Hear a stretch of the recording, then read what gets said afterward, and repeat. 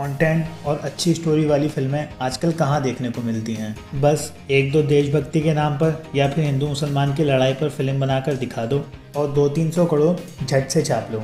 मगर अब ना बाबा ना, अब लोगों को सी बनाना इतना आसान काम नहीं, क्योंकि अब लोगों की जेब से पैसा निकालना इतना आसान काम नहीं, क्योंकि अब ऑडियंस को चाहिए मसाला, वो भी स्टोरी बेस।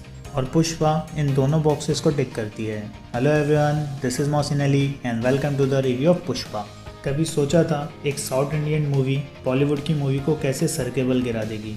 नहीं ना, मगर अब ऐसा हो गया है।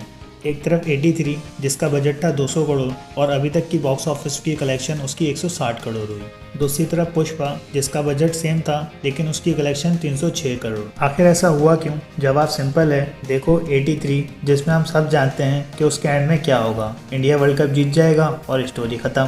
दूसरी तरफ पुष्पा जो आपके अंदर सस्पेंस बनाए रखेगी।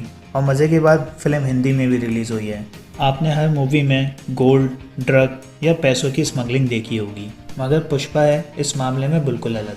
लाल चंदन, जी हाँ, एक ख़ास किस्म की लकड़ी जो पूरी दुनिया में नायाब है, मगर इस लकड़ी को जंगल से निकाल कर स्मगल करना किसी खतरे से खाली नहीं है। बस इसी खेल का राजा है पुष्पा।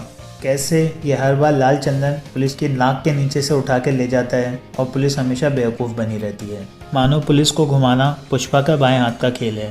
मगर पुष्पा यहाँ नहीं रुकने वाला। पुष्पा का एम बहुत बड़ा है, मतलब इस लकड़ी को खुद आगे सील करना, क्योंकि पुष्पा अभी सिर्फ मेहनत कर रहा है और हाथ में उसके चुल्लू भर पानी आता है। मतलब असल मुनाफा बीच के व्यापारी खा जाते हैं।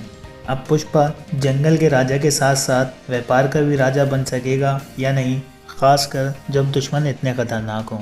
अगर फिल्म देखनी हो तो just comment, I will provide you the link.